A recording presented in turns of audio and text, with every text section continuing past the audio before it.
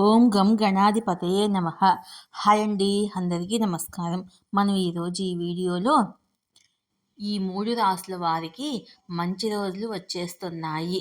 వచ్చే నెల నుంచే ఆదాయంలో పెరుగుదల, మెరుగైన ఆర్థిక పరిస్థితి ఇందులో మీ రాశి ఉందేమో చూసుకోండి. ఈ వీడియో కనుక మీకు నచ్చినట్లయితే లైక్ చేయండి, షేర్ చేయండి, సబ్స్క్రైబ్ చేసుకోండి. ఈ వీడియో లాస్ట్ వరకు స్కిప్ చేయకుండా చూడండి. ప్లీజ్ సబ్స్క్రైబ్ మీ, సపోర్ట్ మీ.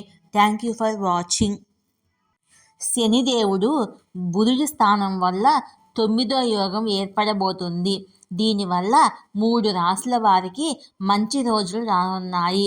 వచ్చే నెల నుంచే వీరి ఆదాయ వృద్ధి, ఆర్థిక పరిస్థితులు మెరుగవనున్నాయి. శని బుధ గ్రహాల స్థానం కారణంగా 9వ యోగం ఏర్పడబోతుంది.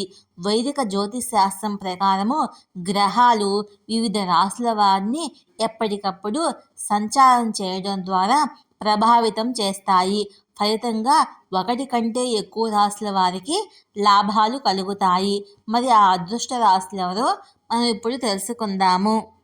సెప్టెంబర్ నెలలో 5వ యోగం ఉంది. ఆ నెలలో దుర్గా పూజ ఉంది. ఈ దుర్గా పూజ మాసములో నవపంచమ యోగము కారణంగా అనేక రాశులకు శుభ కాలాలు ప్రారంభం కానున్నాయి. ఆ రాశులేంటో ఇప్పుడు తెలుసుకుందాము.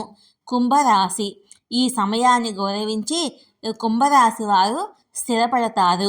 మీ వ్యక్తిత్వం మునుపటి కంటే చాలా ప్రకాశవంతంగా ప్రకాశిస్తుంది.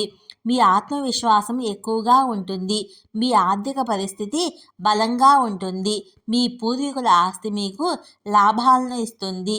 మీరు చాలామంది పెద్ద వ్యక్తులను కలవవచ్చు. అవివాహితులు వివాహం చేసుకుంటారు. మిథున రాశి. ఉద్యోగస్తులకు ఆదాయం పెరుగుతుంది. వ్యాపారపరంగా పనులు మెరుగుపడతాయి. భాగస్వామితో కలిసి వ్యాపారాలు చేస్తారు. పాత పెట్టుబడులతో లాభాలు పొందుతారు. ఈ సమయంలో మంచి రాబడులు వస్తాయి. మంచి బిజినెస్ డీల్ కుదుర్చుకోవచ్చు. ఆర్థికంగా టెక్నాలజీలో నిమగ్నమైన వారికి ఈ కాలం బాగుంటుంది. వృషభ రాశి. వృషభ రాశి వారికి ఆదాయం పెరుగుతుంది.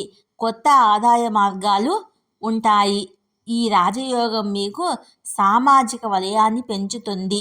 కొత్త పరిచయాలు ఏర్పడడానికి ఇది మంచి సమయము. ప్రేమలో మాధుర్యం వస్తుంది.